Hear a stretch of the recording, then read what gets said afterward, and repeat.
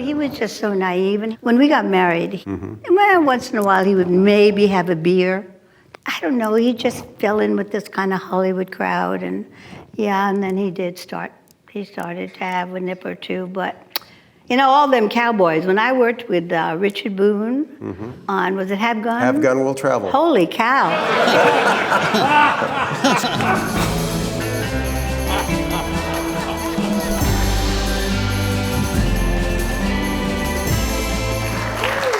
And now, on A Word on Westerns, we have a leading lady who's going to tell us about the roles that she played, many different roles in TV westerns and in feature films. She's also known for a role in Star Trek. She's going to tell us all about it.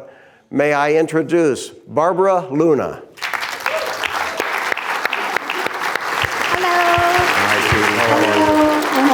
Good. Hello. Wait, I have to check my light. How is it? Is it soft and pretty? It's perfect. It's perfect? Right? Our cameraman, okay. we love it. Where should I put it? You could put it right there. Okay. If you need Hi, it again. buckaroo. I may need it. How am I? Well, let's see. Where's the camera? Well, there's one there, there's one there, and there's one there. There's one there, and there's one, that's the back of my head, so who cares?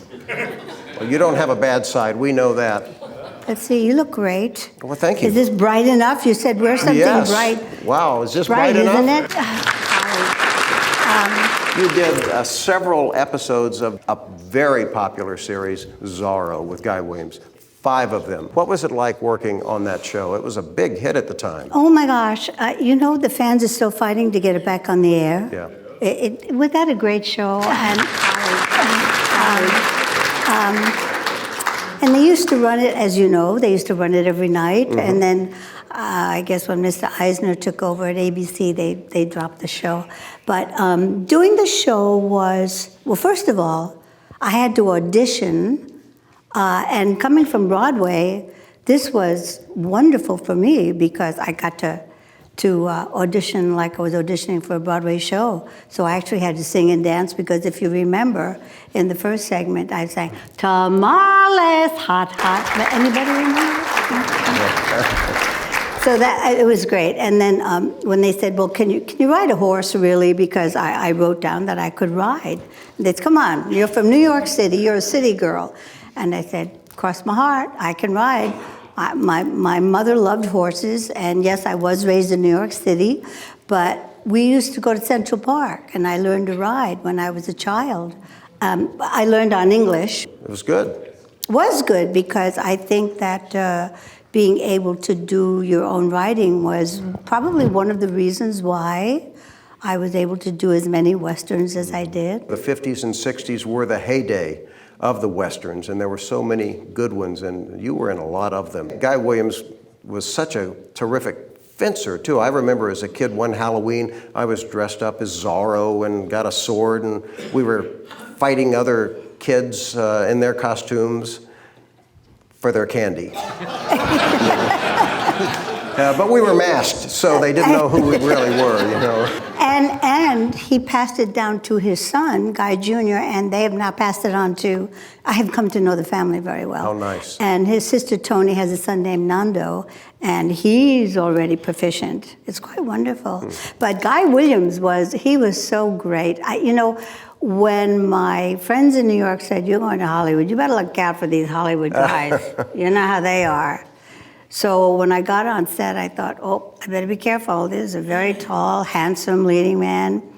And I was invisible as far as he was concerned. He was just very unassuming, although he was very sensitive to the fact that I was new to television, and he was very eager to rehearse and very kind. Never flirted. Never, and I was like, what's wrong with this guy? Sergeant Garcia, though, he had the hots, right? Oh my gosh, was he fun. They were all so much fun. And I mean, what could be better? You get to a leading man that's always handsome, you get to ride a horse, you get to be outside. I read that Guy Williams had been disappointed that Disney never shot the series in color. It was on for 2 years, and he felt that had it been in color, it would have been picked up and renewed for a 3rd season. Oh, Well, they did colorize them, you know that. Yes. Although a lot of people really don't like them in color, they prefer the original black and white. I love them anyway that they are. I do too. I think they're terrific, and I loved the theme song. Out of the night when the full moon was bright. We need Rusty back up here to sing that because... Well, here's the thing. Out of the night comes Zorro's double. Dick Farnsworth doubled him in some of the sequences too on the horse. Never fencing, but No. Dick told me he jumped off the roof ledge onto a horse one time, and one of those high mounts that are uncomfortable if you miss the horse in the exact way. Oh my gosh, I asked one of the wranglers if wranglers are great. They're just great. And I said, could I have a ride when we break for lunch? And he said, sure. So it was very hot on the back lot, you know how it gets, and it was like 180 degrees. So I had on a little top and a little pair of shorts, and I was just walking along onto the commissary, and I heard on the blue horn, "You, get off that horse." And I was like, oh my God. Mr. Disney has strict orders to get off that horse. And I thought, I'll never work at Disney again. Yeah, he frowned upon my being in my, no, and he said, and go put some clothes on. It sounds like a scene from Reflections in a Golden Eye with Robert Forster. Oh, but he was naked. Yes, he was. Yes, he was. Thankfully, he was naked. Yeah. Another show that people don't remember, but it was, again, at a time when so many Westerns were happening. And a friend of mine, and I know your husband's, Doug McClure, just such a wonderful friend of mine. Overland Trail was the series that he did, and you did one of those.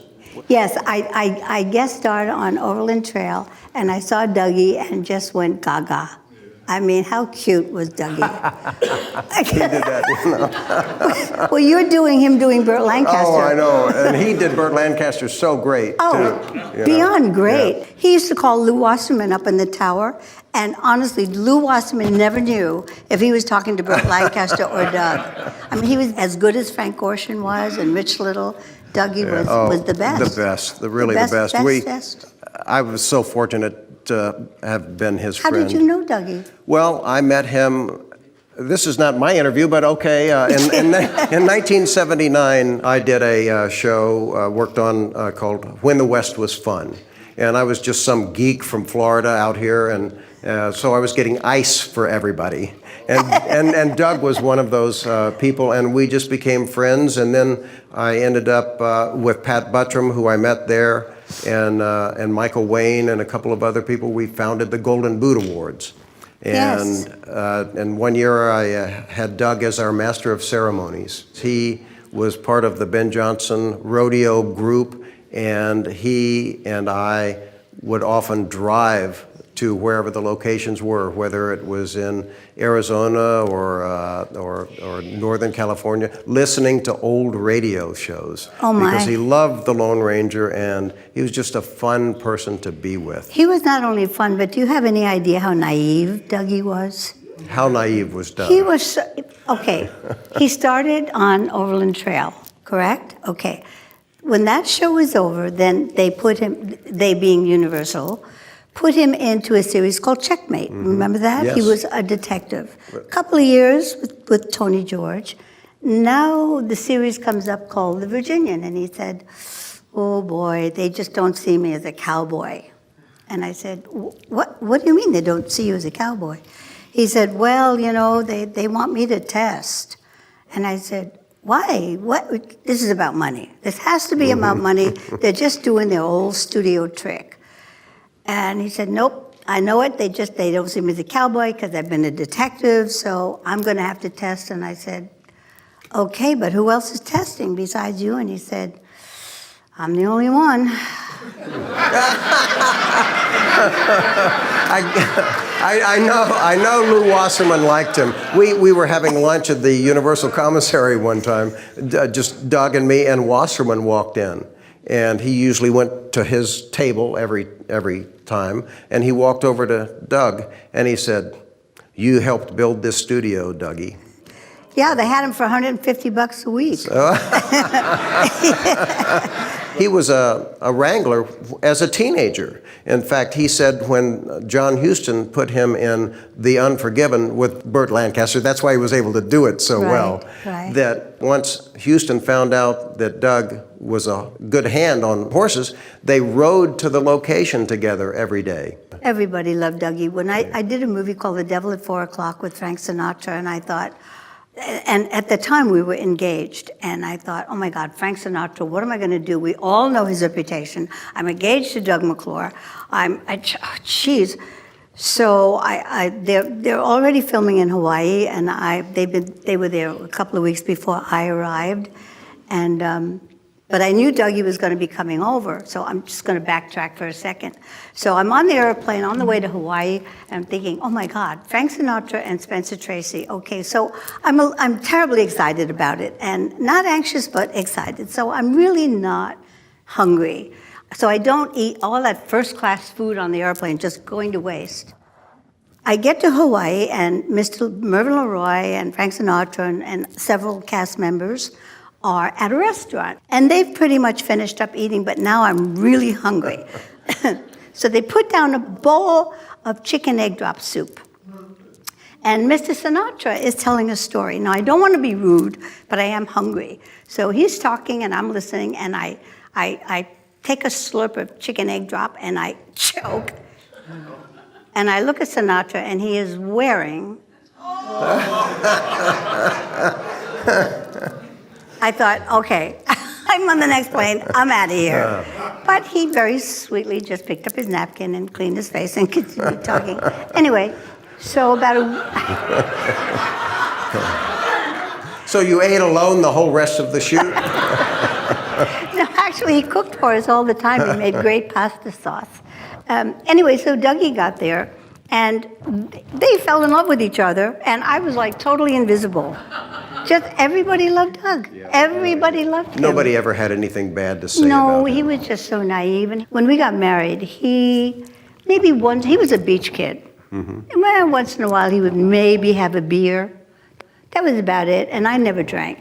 So, I don't know, he just fell in with this kind of Hollywood crowd, and then he started to have a nip or two, but you know, all them cowboys. When I worked with Richard Boone on, was it Have Gun? Have Gun Will Travel. Holy cow. My makeup call was probably 5:30 a.m., as it usually was. And at 5:30 a.m. the next day, we were still filming because we were trying to shoot the end of the segment, and we were in a barn with lots of bales of hay.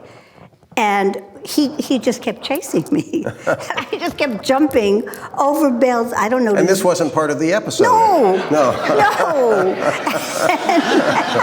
I don't know why he was chasing me. I don't know what he would have done when he caught me. I don't know what he wanted to do. But I think. Well, you were naive too then.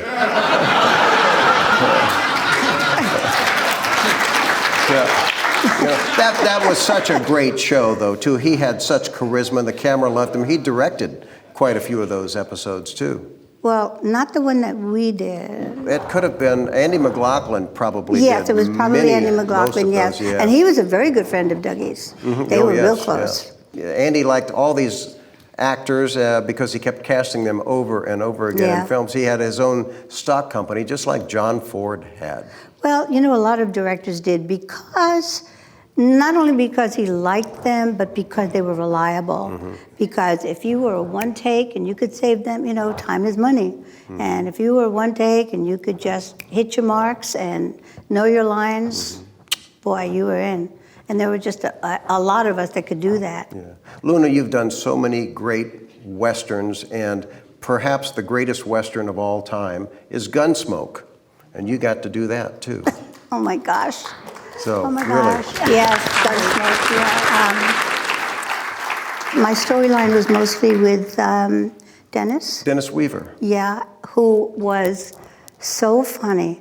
Only 3 times have I ever really lost it. where the director just wanted to choke me.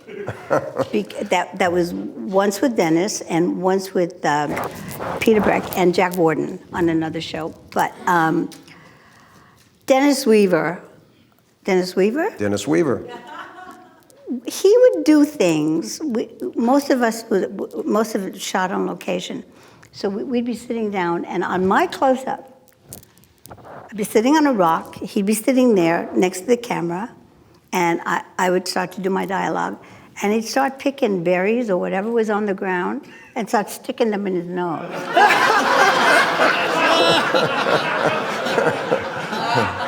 That's in character for Chester, though, isn't it? Anything you knew about concentration that you learned in drama school or in the theater just was out the window. I mean, it was so, and the poor director, I'm sure they probably did that every show, coupled with the fact that Amanda Blake, oh, she did something so awful to herself. She was putting on her mascara and she was separating her lashes with a pin, a straight pin, yeah. And you know what she did? Ow is right. So she was just in excruciating pain, but they couldn't let her go because she had a couple of shots left, and it was my last scene, and they had to get it done. They have her all the time. They had to let me go. And I felt badly. I kept saying, please, isn't there any way that you could just get her? No, we can't. You know how production is. And while she's in pain and in torture, Dennis is in the background making faces to... And I'm laughing hysterically and wasting all this time trying to get my lines out. So I begged him. I said, please, you have to stop. You can't do that. But yeah, most of my scenes were with him, so I didn't really get to know the other actors. When NBC decided to make an outer space wagon train, that series was Star Trek. And Mirror, Mirror is one of the fan favorites, and that is your show.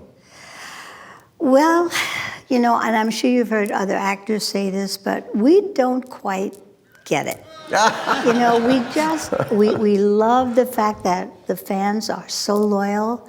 And this is the 50th anniversary. Oh my God. 50th. Yeah, I've actually had a lot of anniversaries, which is quite thrilling. And to be part of this history, I thank you so much for this honor, honestly. Well, thank you. Star Trek, you know, I know you asked me to bring my action figure. And I didn't, I'm sorry. I called it a toy. He calls it a toy. It's an action figure. I call it a doll and got hell for it. So Bill Shatner, though, he's such a fun person. Oh my gosh, he's fun. Talk about funny. He is funny. Did you watch Boston Legal? Yes. How and funny. I love the end of each episode where they just sat and had a cigar and improvised, it seemed like. Seemed like it, and probably so, because I think they're brilliant actors. James Spader is just, I'm a big fan of both of them. Yes. So the Star Trek, you don't understand why it's so popular, but yet it is? I understand why it's popular. It's popular because, I mean, who would have thunk it? Who would have thought that 50 years ago we would be celebrating the way they do? I mean, it has made us America's guest. I mean, William Shatner can do, as everybody knows, can do a convention every day. James Spader does an imitation of him that is so funny. He's on the set, then he's in Germany, and then he's here, and then he's there, and then Monday he's back on the set. And I mean, this man's age is, we know how old he is, but he's like a 20-year-old. It's shocking. But he is so loved. That's what keeps him so young, though, is he's having so much fun. I suppose so, yes. That he's got all that positive energy. Yes, like you. You get all that positive energy. I'm 82 years old, and yet, you know. Well, no, you are not either. I'm not. But how old are you? No. No. I'm older than you think. No, I don't care. You know, I'm 69 years old, so there you go. You know, I can say my age because I know I'm not going to get those big corporate jobs anymore, so it's okay. And I'm having fun too, and I love doing this. And I love hearing the stories because of my generation, because you know how old I am now, I grew up loving Westerns because that's what was on television. There wasn't a Western I didn't like. That's how bad my taste was. But I watched them all, and I love hearing the stories. And let me answer your question yes, about ma'am. Star Trek. I think it's so well loved and appreciated because it is about love, and it's all about love and understanding. There is, you know, when I first started in all these Westerns, yes, I was the señorita, talking like this all the time. You know, I was either trying to get the guy, or kicking the what out of somebody. I hear you, Elaine. When I was hired for Marlena in Star Trek, I had just worked with Mark Daniels on a Mission Impossible, and I was a Hispanic scientist, and I had a very slight accent. And what I discovered about the sci-fi world is that there is no, you're black, you're white, you're green. I mean, I knew nothing about Star Trek. And when I met Nichelle, who played Uhura, and then George Takei, he said, "Darling, don't call me Takei. That means too much in Hawaiian, and I'm not too much." I thought, wow, now this is interesting. All Russian, all these ethnicities, there is no, it's all, you're just a person. And the character of Spock is so wonderful. Mm-hmm. And I think this is the appeal. It's just about love and understanding and fear. And, even though Gene Roddenberry said it's Wagon Train in the Sky, I don't know. I think he was just being humble when he said that, or cute, or whatever it was. But it's so much more than that. Yes. Well, thank you for being here, Thank you. Luna. Thank you. I really appreciate it. My pleasure. Thank you.